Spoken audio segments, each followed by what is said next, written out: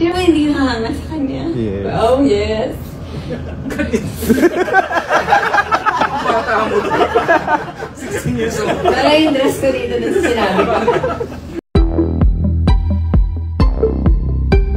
Panoorin ang nakakakilig na pag-amin nila Kim Chiu at Paolo Abellino na naging crush nila ang isa't isa. Ang pag-amin ay naganap sa presscon ngayong araw ng Biyernes, May 17, kung saan nakatakda ng mag-premiere para ipalabas sa telebisyon ang seri nilang What's Wrong with Secretary Kim sa darating na May 25. Inireveal na rin ang panibagong poster para sa nasabing serye. 5, 4, 3, 2, 1.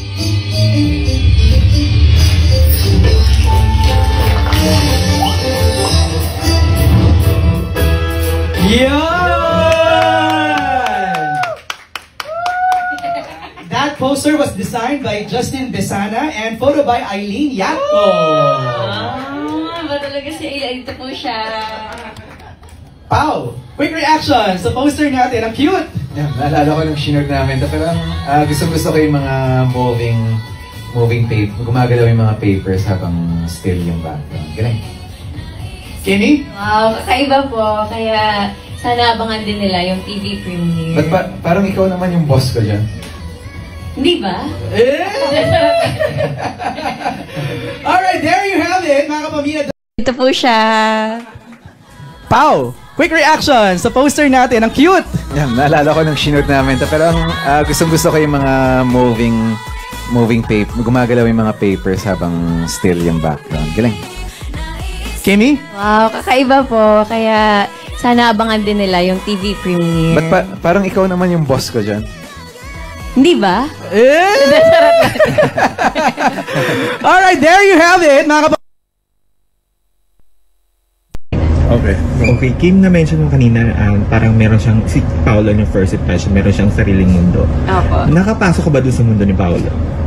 I think so. Paano mo Natawa nasabi? naman siya. Baka naman. Crush is paghanga. Crush is paghanga. So, Umamin ka na. Okay lang naman sa akin. Kasi hindi pala, no? Siyempre, hinahangaan ko naman si Kim, pero I think parang ngayon ko lang din na naalala na resurface yung mga interviews ko dati na gusto kong makatrabaho si Kim. And ngayong nakatrabaho ko na, parang tama pala ako dati na hingin na makatrabaho si Kim dahil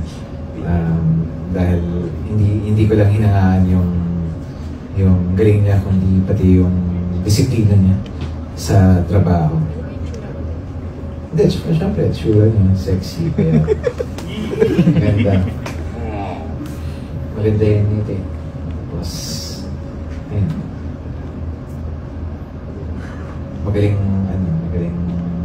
mag-alaga ng mga tao.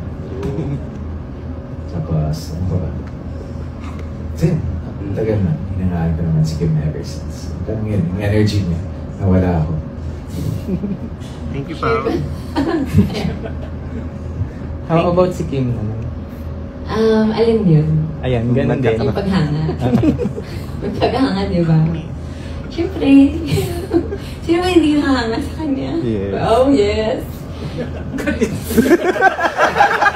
Bata mo.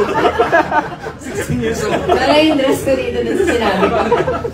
Hindi naman, naman. Sino ba naman hindi magkaka-crush kay Paolo? Oh my God. Hindi naman siya, tapos tahimik lang siya, tapos gusto mo siyang patawanin lagi. Pero hindi naman siya lagi natatawa. Parang okay naman yung personality niya din. Nonchalant siya. Oo. Very nonchalant. So, Hyphenated by nonchalant, one word. ayun, alam mo ba, cute naman siya. Tapos parang kapag nag-smile siya na sometimes mo lang nakikita. So parang kang, yes, nag-smile siya. Ganyan. Yes, natawa siya. Sa 5 jokes ko, mga 3 lang siya matatawa or 2 or minsan wala. So parang, okay. Congrats.